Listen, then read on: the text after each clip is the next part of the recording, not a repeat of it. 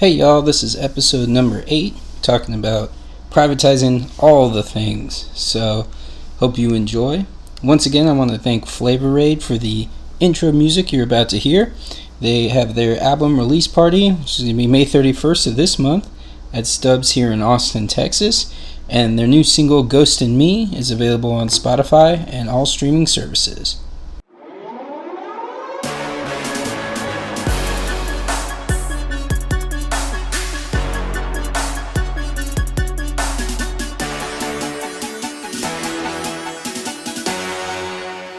What's up, y'all? This is the Sovereign Individual Podcast. My name is Eric Guerra, and I am your host. Welcome back. It was a bit of a hiatus, unintended, that I took here. Again, life gets kind of busy sometimes.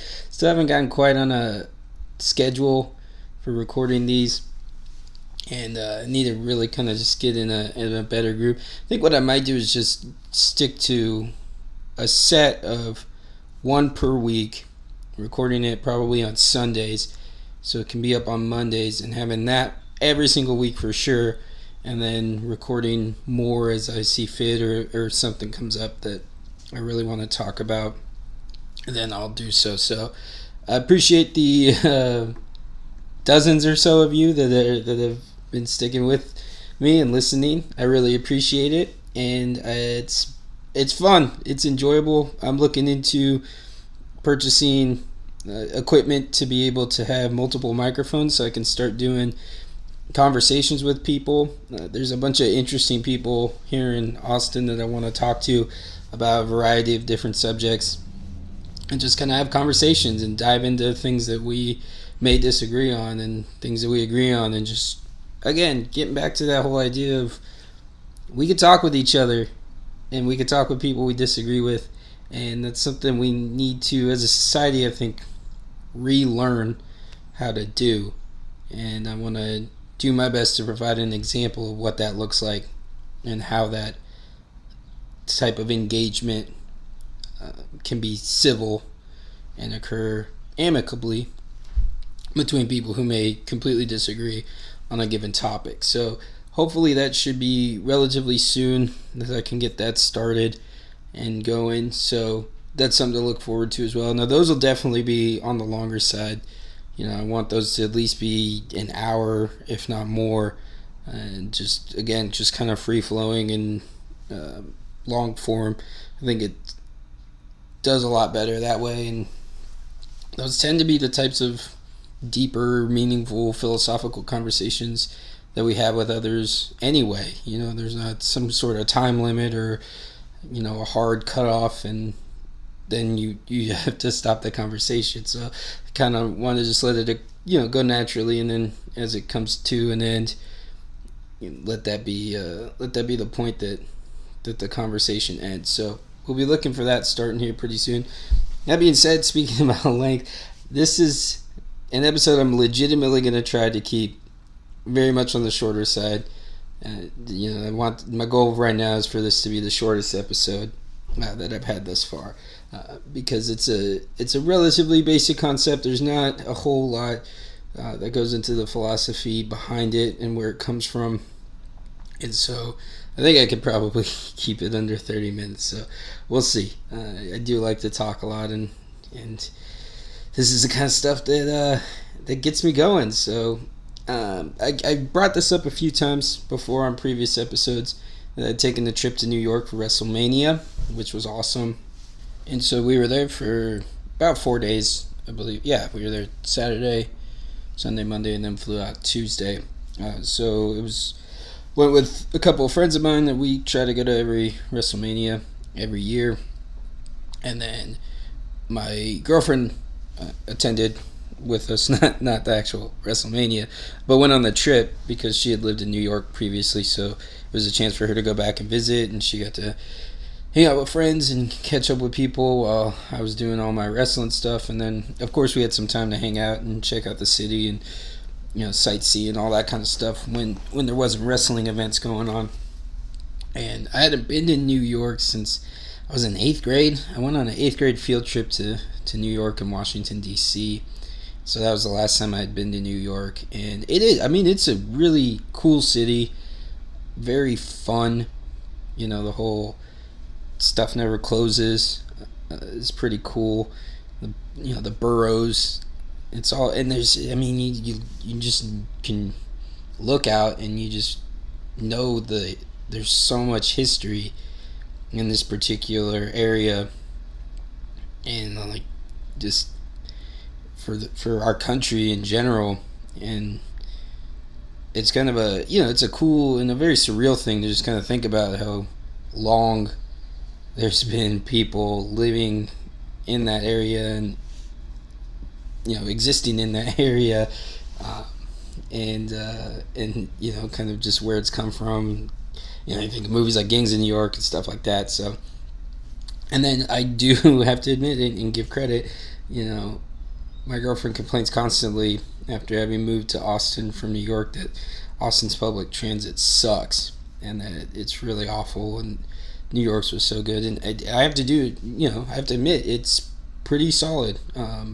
We bought unlimited pass for the week, or a weekly one, whatever it was, for the time we were there, and we were able to get around on trains, subways and buses, and able to get around pretty quickly. We take a Lyft or Uber here or there for the most part, but predominantly it was traveling via the public transit, and even to get out to MetLife for the WrestleMania show, we traveled via train to get out there. And so it's really cool and very effective in that regard. And there's some other things, and we're going to get to that here in just a few minutes, that that aren't so great about it. And it's kind of inherent with when you're dealing with a government entity. So let's see. The other thing that we did while we were there is we went to one of my girlfriend's favorite parks, or her favorite park there in New York City. It's a park called Bryant Park, and it's right, I guess, behind would be the best way to put it, behind the New York Public Library, or at least the main branch of the New York Public Library, the one that's famous. It's in movies and whatnot. It's very beautiful architecture on the outside there, and then we didn't get a chance to go inside, but I'm sure it's quite large. And then behind it is Bryant Park, which is this very beautiful park, kind of a European theme, I guess, to it. It kind of seems like, or it struck me as. And then just a bunch of seats and tables that you could sit at. This really nice lawn in the middle, and a little carousel, some coffee, and I think even a little like bar area, and like a little botanical garden thing, I believe, and then like a few ping pong tables and stuff. There are a few people playing ping pong, and my girlfriend was telling me they'll do like movies in the park there during the summer, and a bunch of different free events that occur there. And it's her favorite park, and it's known as the nicest park there in New York. And the reason for that, and one of the reasons why she wanted to bring me there as well, is because it's a public-private park, or a private-public park, however you want to put it. So it's public in the sense that anybody can enter. There's no charge to enter it. You're free to come and go as you please. I think as per typical parks, it has hours that it's technically open and closed, but whatever. But as far as upkeep and maintenance and all that kind of stuff, that's done by a private entity. What is the name of it? It's the Bryant Park Corporation is actually what it's called, that maintains the park and keeps up the upkeep there. And it is, it's, like I said, it's a beautiful park, really pretty, and sounds like they've got a bunch of different awesome events that they do. And those events help to keep that corporation funded through the sponsorships and everything like that. And it just kind of gets into this idea of, there's kind of a common trope that's leveled against libertarians is that we hate parks, we hate libraries, we hate roads, so that's a whole other thing. But and it's not that we hate any of those things or that we're against any of those things. It's just where, again, it's going to be the common theme that kind of comes up in this podcast constantly, is it's about trust. Who do you trust, and what accountability exists? And when you're talking about dealing with the government and bureaucracy, especially, it's pretty much non-existent, both my trust and the ability to hold them accountable. And whereas when you have a private entity, there's accountability there, and there's also the trust that I have for that entity, because there are consequences if they prove to be inept. So we're talking about things like this, like parks or libraries again, and it's not as if libertarians hate libraries. That's it's full of knowledge. It's a good thing. Books are, people should read often. There's many different ways you could come about finding ways to fund a library. Without, you could do sliding subscriptions where people who are willing to pay can pay, and that can cover the people who don't. It could be charitable donations from larger corporations or larger companies rather, that keep it maintained and running. The thing is, and this is kind of this is kind of the general idea, is when you're talking about the government, they only know one way to generate revenue or to pay for something, and that's through taxation.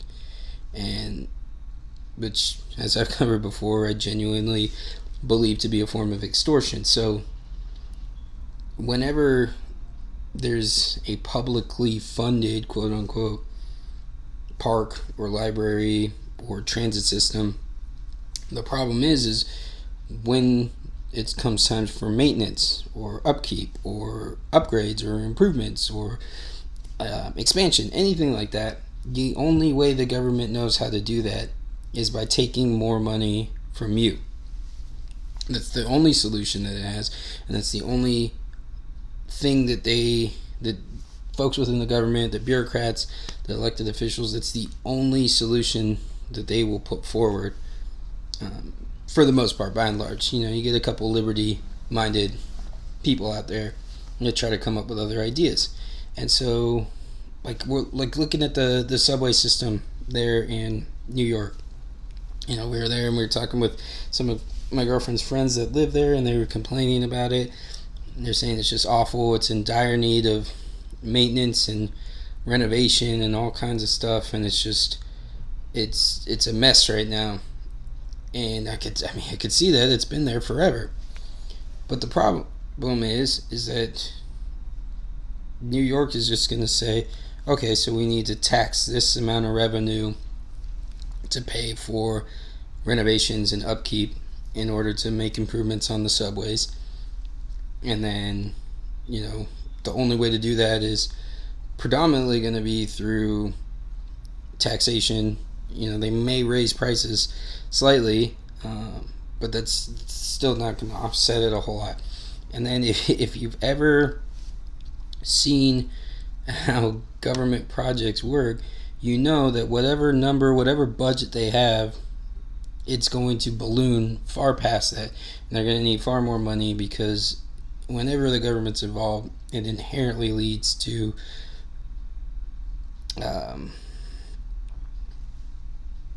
just slower times and increased costs every single time. I'll never forget, there's a freeway here in Austin called Mopac, and at the time I was living in South Austin, and I would drive I would take Mopac north to get into the city, and there was a sign. I'll never forget it. It was 2013, and it said Mopac renovation project.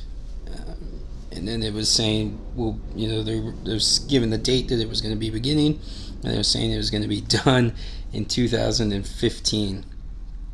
And I laughed. I was like, oh, yeah, sure, maybe it'll be done in 2018. And lo and behold, it's 2019, and I believe they might be done. I haven't driven late at night in a while. No, they're not done, actually. No, they're still working at 45th. Yeah, so it's 2019, so 4 years past the date that they said they were going to be done, and they're still working on it. And that's, like, in a nutshell, government and bureaucracy when it comes to a project, publicly funded project like this. So when you're talking about something like the subway and needing to renovate that, why not sell sponsorships for the lines there? Why not, instead of the orange line in New York subway system, why not have it be the Verizon line? And then as part of that agreement, Verizon has to pay for the maintenance and the upkeep and maintain that. So not only is Verizon basically getting to market, it's basically advertising itself 24/7, 365 as people ride this train. You can guarantee that those lines are going to be pristine. The upkeep is going to be great, and it's going to be done in a cost-effective way and in a quick way. They're going to want to get the renovations done. They're going to want them to be done right and be done awesome. They're going to find a company that's good at it, that does it far cheaper than the government will, because governments are notorious for overspending on projects like this anyway. So they're going to negotiate. They're going to find a good contractor to do it. They're going to get it done quick, and they're going to maintain it at that pristine level because that's their name on it. So they're incentivized to make sure that subway line is awesome, because they want people to always think, oh yeah, the Verizon line, that's the best trains, the train line in New York, that one's great. And you could do that with every single train line. Sell the sponsorships. Larry Sharpe was running for governor in New York as a libertarian, and he suggested a similar type thing for the bridges there. Sell the names to the bridges, and as part of the lease, that company has to maintain it. Again, this is just a different way in which revenue could be created for something that's considered a public good, I guess, or something that's publicly funded, rather, I guess would be the best way to put it.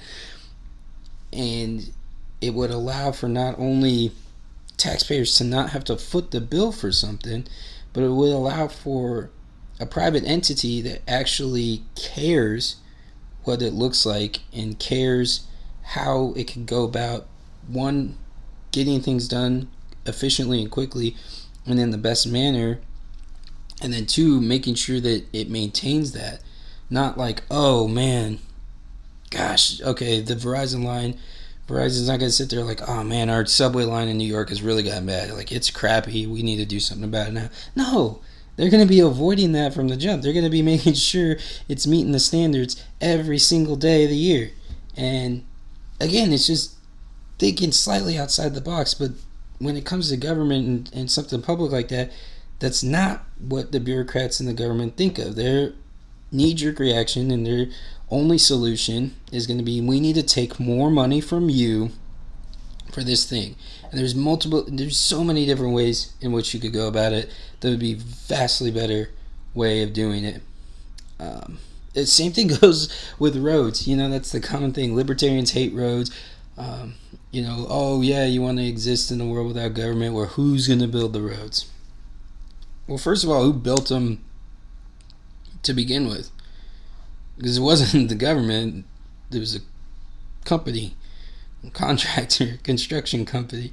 So they'll be the ones to still build it. It's just who's going to be paying them to do so. Domino's might do it. That was such a beautiful thing to have happen, because one, it gave libertarians like me an answer whenever somebody says who's going to build the roads, we're going to go Domino's. But it showed like Domino's did the research, and part of it was no doubt, I'm sure, because of the publicity that they got out of it and the ad campaign that they got out of it. But they did the research and determined that they would save more money by doing a massive pothole filling project across the nation than to continue losing out on money by having pizzas damaged by holes in the road.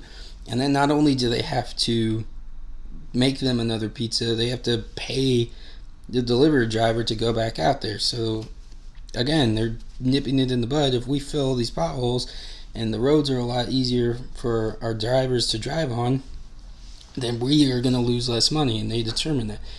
There's an incentive from all companies to make sure that people are able to get to their stores to purchase items. So this idea that just, there would just be no roads and nobody would do anything, and that would be the end of everything. There's a guy, it's in the Northeast somewhere, I can't remember. He's building his own exit on the freeway so that people can come to his store. Like, trust me, this is humans we're talking about, and this is the free market we're talking about. There are going to be people that will pay for that kind of stuff to occur so that they can make sure their customers get there, because they'll determine that the price point is cheaper for them to pay for a road. Or maybe the roads will predominantly be privatized, and it'll be like a subscription service to use them. And then guess what? Only the people that are using the roads are going to pay for them. People who don't use the roads aren't going to have their taxes stolen from them by people in order to subsidize people that do use the roads. There's just so many different solutions out there, especially with technology, that there's so many different opportunities in how we could go about tackling issues like this. But the government's never going to be looking at those. It's always, we need to steal more money from you so that we can pay for this thing that we're doing. And then it just expands, and different parts of your life that it's touching increases, and the bureaucracy increases, and now we need more money because we hire more bureaucrats because we need to be able to maintain this specific program or this specific entity or this agency. And then you get to where we are now with a $4 trillion budget and the largest government in the history of the world, which is not where we started from, and certainly not where we should be in this age of technological advancement. Why should the government be expanding at all in an age like this? If anything, it should be shrinking, because technology is offering us so much more and giving freedoms and abilities and entrepreneurial I can't even think of the word I'm trying to say right now. Encouraging entrepreneurialism like we've never seen before. Again, kind of like I was talking about when we were talking about charity and being able to help other people out. We've never been in this is such a unique time in history. We've never been in a time in history where we're so interconnected that people who've never even met somebody before can help fund their startup or fund their project or help them, give them money to pay for charity, hospital bills or medical bills, or, pay for a new car after a car accident.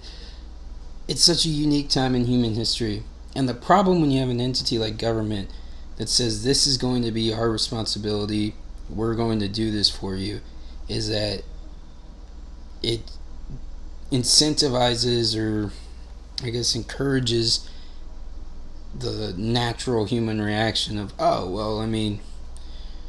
that's not my problem. I don't have to help with that because that's what the government does, and that's what our taxpayer money goes towards. And this is an entity that's $22 trillion in debt. I don't trust them to do anything. You see, I mean, look at it. Look, just going back to New York, Bryant Park. Like, it is blatantly known how nice it is. It's talked about how pristine the restrooms are, how well kept it is, and it's known as that in a city full of parks. This is the best one by far, not even close. And it's because, of course, the one that's privately taken care of is going to be the best one. The one that's taken care of by the governments, those ones are all just your typical park. There's trash hanging out of the bathrooms. The bathrooms are disgusting. Trash cans may or may not be full or taken out. Who knows? It's just,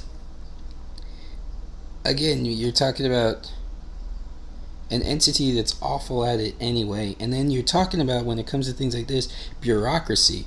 So the people don't even truly have a say in what's going on here, truly have a way in which to hold these bureaucrats responsible or accountable for what they're doing and when they mismanage stuff.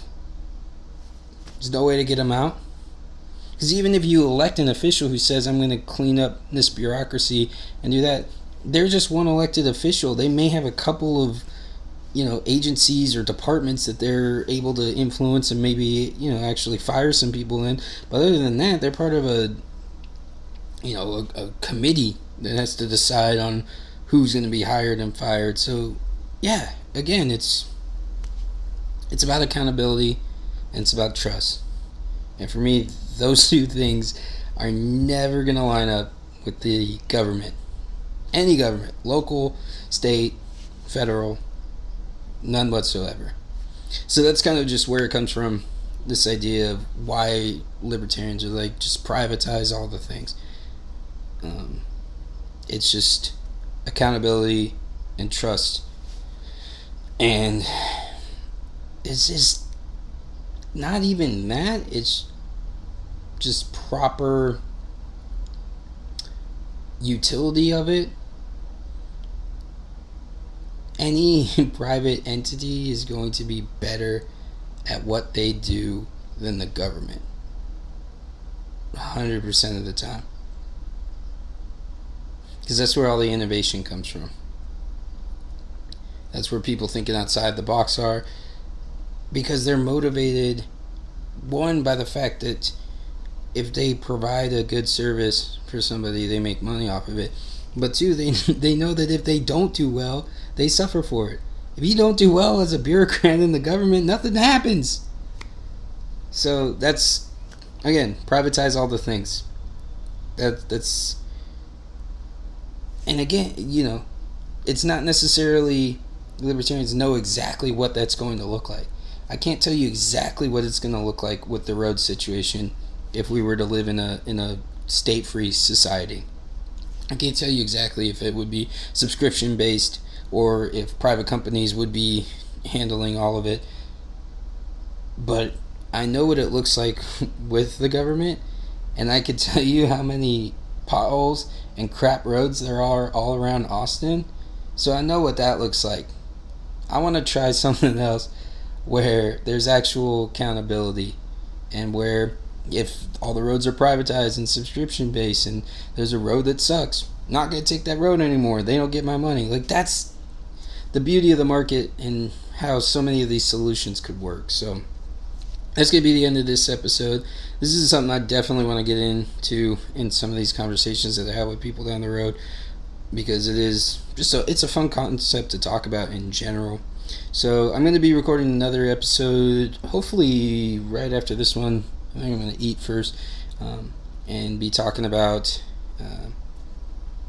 Venezuela and Iran and kind of what's going on there, and tie it in a little bit to Game of Thrones, because that's going on as well. And there's a line in the last episode that really stuck out to me, and it's kind of a good descriptor of what's going on here in the world. So thank you so much for listening. If you can, please subscribe, rate, and review the show. That helps a lot as I'm trying to build this up and get this thing off the ground and running a little bit more, and get a little more people listening, maybe get some sponsors at some point, and we'll just see how big this can go. So I appreciate it as always. You are a sovereign individual, and privatizing all the things is going to be awesome, and I hope to see that one day. So thanks again for listening, y'all. We'll catch you on the next episode.